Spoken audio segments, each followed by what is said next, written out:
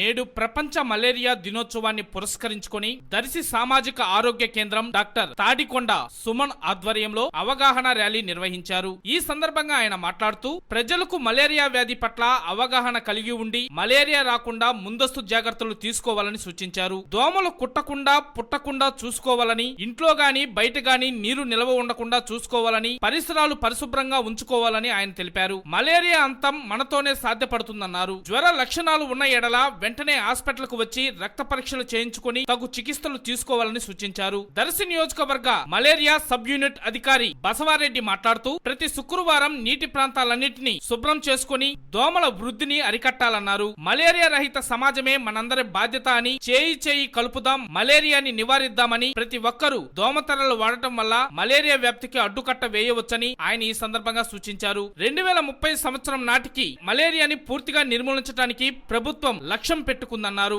సురక్షిత జీవితం కోసం ఆరోగ్యకరమైన సమాజం ధ్యేయంతో పనిచేయాలని త్రికరణ శుద్ధిగా ప్రతిజ్ఞ చేయించారు. ఈ కార్యక్రమంలో head nurse Gousia, lab technicians మరియు హాస్పిటల్ సిబ్బంది తదితరులు పాల్గొన్నారు.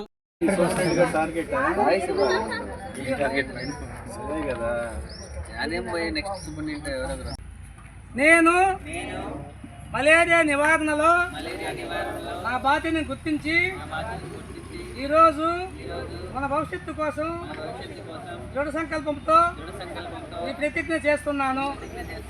మలేరియా వ్యాధి గురించి అవగాహన కలిగి ఉండి దాన్ని ఇతరులకు తెలియజేస్తాను.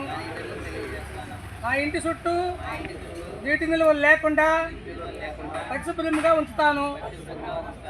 మలేరియా నుండి రక్షణకు మస్కిటో నెట్ లేపనాలు వాడతాను.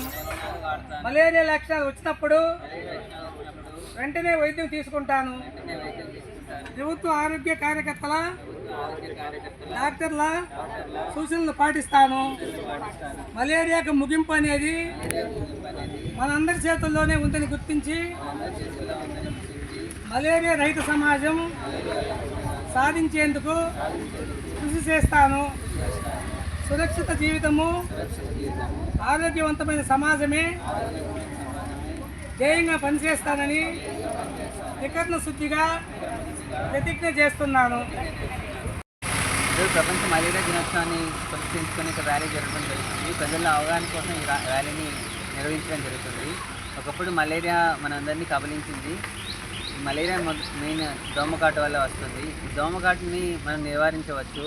దోమలను అరికట్టడము, దోమకాటు నుంచి మనము రక్షణ పొందడము అంటే మలేరియా నెట్లు వాడడము, దోమ కొట్టకుండా తగిన జాగ్రత్తలు తీసుకోవడము, లేపనాలు వాడడము, అలాంటి వాటిని ఉపయోగించి దోమకాటుకు గురి కాకుండా ఉండి మలేరియా నుంచి మనం బయటపడవచ్చు.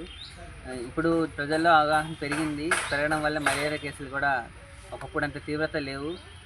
3 రోజులు జ్వరం దాటగానే వచ్చి పరీక్షలు చేయించుకుంటున్నారు. దానికి తగ్గ మందులు వాడుతున్నారు. ప్రజల్లో పెరిగిన అవగాహన వల్ల మరియు గవర్నమెంట్ ద్వారా వచ్చినటువంటి ఈ ర్యాలీలు కానీ, ఏదైనా మెటీరియల్ కానీ, ఏదైనా సామాజిక మాధ్యమాల్లో వచ్చిన వీడియోల ద్వారా కానీ మలేరియా తగ్గుముఖం పట్టింది. ఇది ఇలానే అందరూ జాగ్రత్తలు తీసుకుంటూ మలేరియా వ్యాధి నివారణలో తన వంతు కృషి చేయాలని